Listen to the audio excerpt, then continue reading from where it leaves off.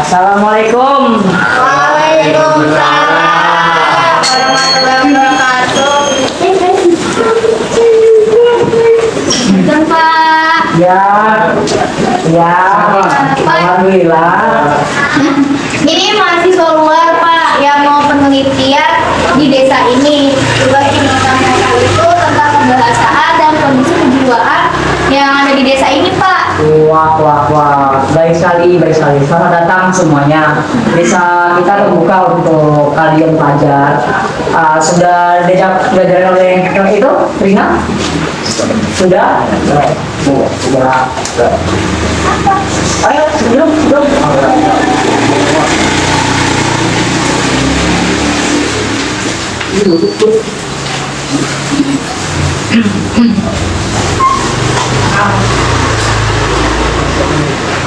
Sebelumnya, terima kasih banyak Bapak Kades. Kami sangat semangat untuk melihat bagaimana kehidupan warga yang ada di kampung ini.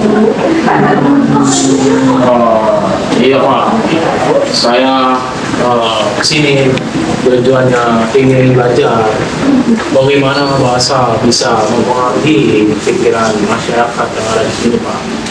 Adik? Betul Pak, kami ingin melihat interaksi bahasa di desa kecil ini. Itu baik. Paling pesan Bapak boleh kita ajar di desa kita ini, ya kan? Kalau untuk kebaikan, pelajaran, Bapak sendiri akan mensupport kalian. Paling nanti kalian ditemenin oleh Rina aja ya kali ya. Bapak banyak urusan juga di desa. Begitu ya teman-teman, adik-adik. Iya Pak. Rina, tolong teman mereka bertiga ya. Baik Bapak. Siap. Paling itu saja dari Bapak. Silakan dinikmati hidangannya. Oke teman-teman, boleh nih kalau mau makan silakan ambil aja. Baik Pak. Ya.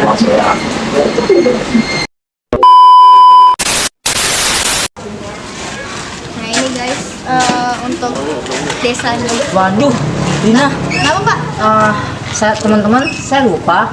Tadi ada kerjaan sedikit di kantor desa. Biasa warga ngurus surat.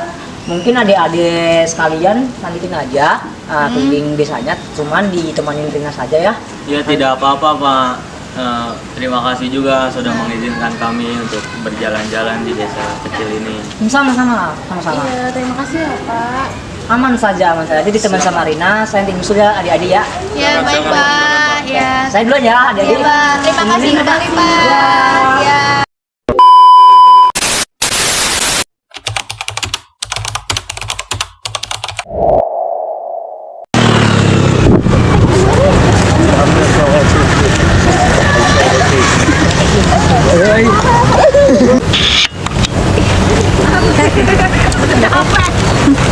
Bukan kita ya si cupu tuh. Stop. Lu tuh kayak cupu banget ya? Enggak, maksudnya pas lu jangan tangan. Lihat deh penampilan lu. Angin tinggi. Lu tuh harusnya nggak ada di sini, tau gak sih? Jangan so sedih deh. Itu aja lemas terus. Udah tekan sini. Bentar deh. Itu kayaknya lagi ada yang berantem. Guys, itu sini ada pembantu. Iya, kayaknya. Yaudah yuk. Kalian bully-bully di sini ya? Iya, orang kita nggak mau. Parah banget. Dek, kamu ada luka nggak? Nggak apa-apa kok. Biasa. Ya ampun. Iya, jangan diam-diam aja.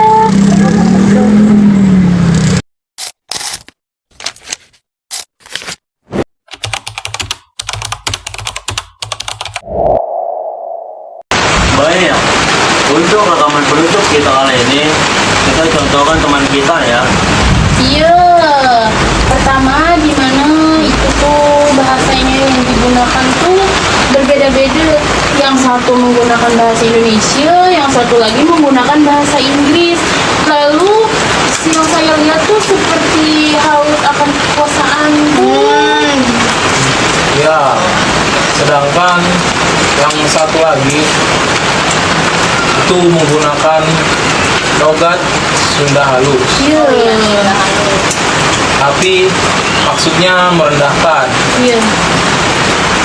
Bahasa bisa dijadikan juga sebagai senjata psikologis. Bener banget sih guys. Dan kita juga kan tadi ngeliat efek besarnya ke korbannya itu. Dia kayak udah merasa pasrah sih, udah merasa hopeless lah dibully sama si pembuli itu. Itu namanya kan helpless kan.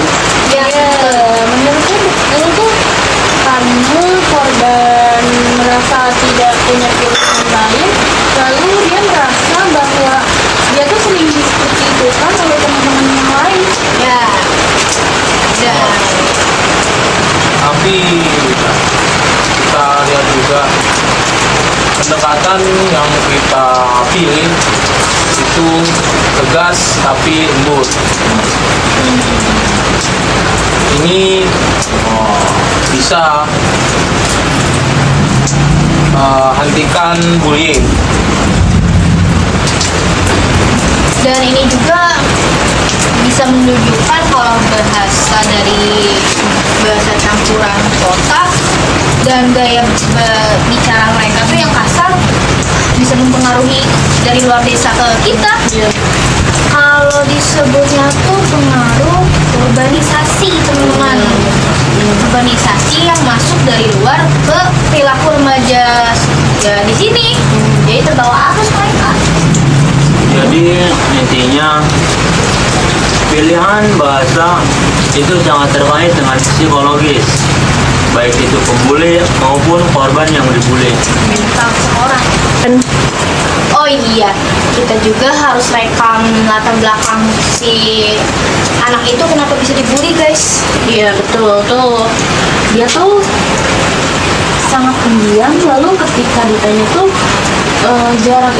jarang jawab juga. Oh iya. Iya, dan dia juga tuh orangnya gampang takut seperti itu. Dan orang tuanya itu kerja jauh. Ya, jadi dia sering sendiri. Iya. Itu yang membuat dia jadi rentan. Saya dengar juga dari warga, badannya kecil, suaranya pelan. Kawan sebaya suka cari tidak melawan. Dan pembuli di Jakarta itu juga kan punya pengaruh besar dia. Dia kayak bawa gaya sosok keren lah. Pakai bahasa campuran bahasa Inggris sama nunjukin seolah-olah ya dia superioritasnya. Iya betul. Yang satu lagi ikut-ikutan, lalu karena mungkin dia ingin ditemani oleh teman satunya tuh. Tempatnya juga di pinggir jalan. Mungkin mereka kira gak ada yang melihat. Sepi mungkin ya. Jadi kombinasi semuanya membuat anak itu jadi target. Setidaknya hari ini kita lihat perubahan. Ya mudah-mudahan aja sih besok-besok anak yang itu nggak dibully lagi sama mereka.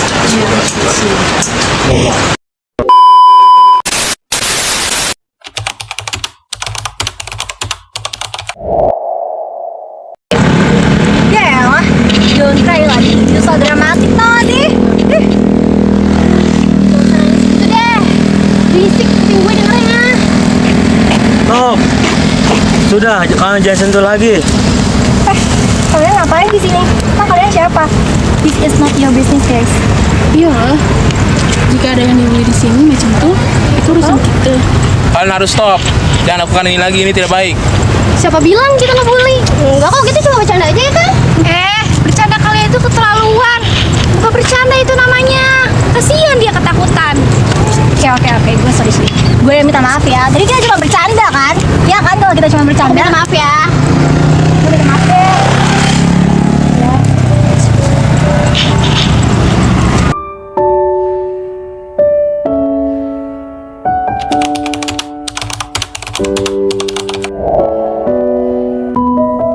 Bahasa bukan sekadar alat komunikasi, tetapi juga cermin bagaimana cara manusia berpikir, merasa, dan berinteraksi dengan dunia. Dalam kajian psikolinguistik, setiap ujaran membawa jejak proses mental yang unik, mulai dari bagaimana seseorang mempelajari bahasa kedua, hingga bagaimana emosi mempengaruhi produksi tuturannya. Naskah ini menggambarkan dinamika tersebut melalui interaksi para mahasiswa asing, para pembuli, dan korban. Setiap karakter menunjukkan proses kognitif dan psikologis yang berbeda dalam menggunakan bahasa, baik sebagai alat ekspresi, pertahanan diri, maupun dominasi sosial. Kita akan melihat bagaimana bahasa dapat menjadi jembatan antar budaya, tapi juga bisa berubah menjadi senjata psikologis. Melalui adegan-adegan ini, psikolinguistik tidak hanya menjadi teori, tetapi hidup dalam dialog dan perilaku para tokohnya.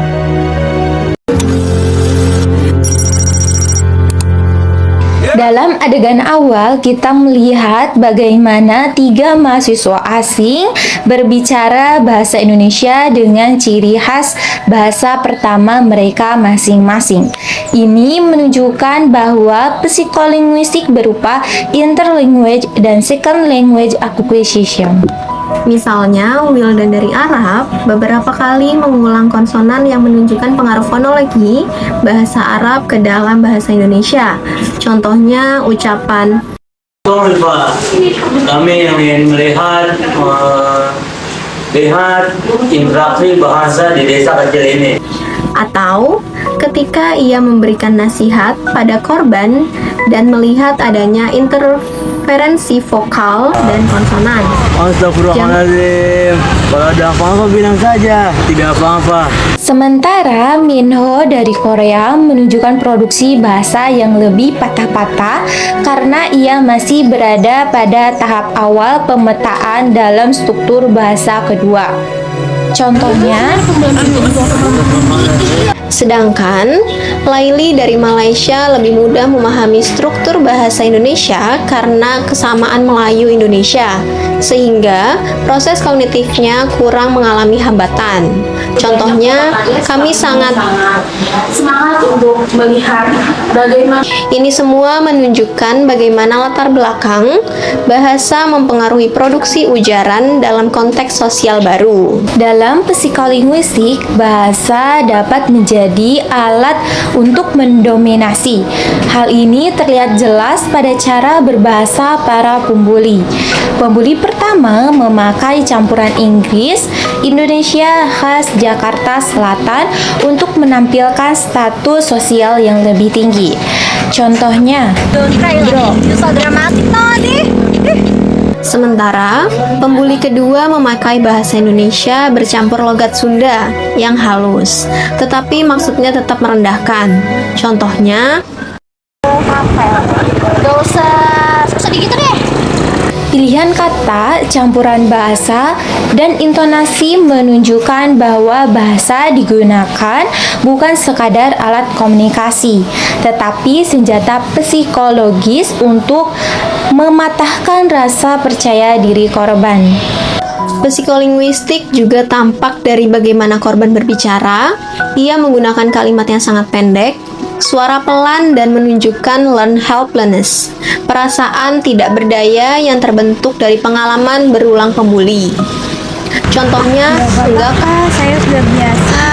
Kalimat ini yang sangat minimalis menunjukkan bahwa proses berpikir dan produksi bahasa korban dipengaruhi oleh kondisi emosionalnya yang seperti takut, cemas, dan pasrah. Terdapat juga penggunaan bahasa yang berfungsi menenangkan atau memberikan dukungan emosional. Ini menunjukkan bagaimana bahasa bisa mengubah keadaan mental pendengar. Contoh dari Hana, tidak Dan contoh dari Minho yang meski terbata-bata tetapi secara pragmatik memberikan dorongan. Contohnya seperti kamu. buat. Bahasa mereka berfungsi sebagai bentuk verbal comfort yang dapat memengaruhi emosi korban. Dalam outro, para mahasiswa langsung menyebut konsep psikolinguistik, memberikan analisis mengenai bahasa para pembuli dan efeknya pada para korban. Contohnya, bahasa itu menjadi bisa dijadikan juga sebagai senjata psikologis. Kemudian Zain menegaskan konsep psikolinguistik klasik. Dalam contoh dialog itu namanya kan hypnosis kan. Jadi, bahasa bukan hanya untuk dipraktekkan dalam adegan, tetapi juga direfleksikan melalui dialog, menegaskan nilai psikolinguistik dalam naskah itu sendiri. Dari naskah ini, kita dapat belajar bahwa bahasa mencerminkan keadaan batin dan identitas penuturnya. Setiap pemilihan kata, intonasi, dan kesalahan sekalipun, semuanya menyimpan makna psikologis yang mendalam. Bahasa para mahasiswa asing menunjukkan perjuangan mereka memahami dunia baru. Bahasa para pembuli mencerminkan dominasi dan kekuasaannya. Sementara bahasa korban menyingkap luka dan ketakutan yang tersembunyi. Namun, di antara semuanya, bahasa itu juga memiliki kekuatan untuk menyembuhkan, seperti ucapan sederhana yang menyenangkan hati. Inilah hakikat psikolinguistik, memahami manusia melalui bahasanya, serta memahami bahasa melalui manusianya.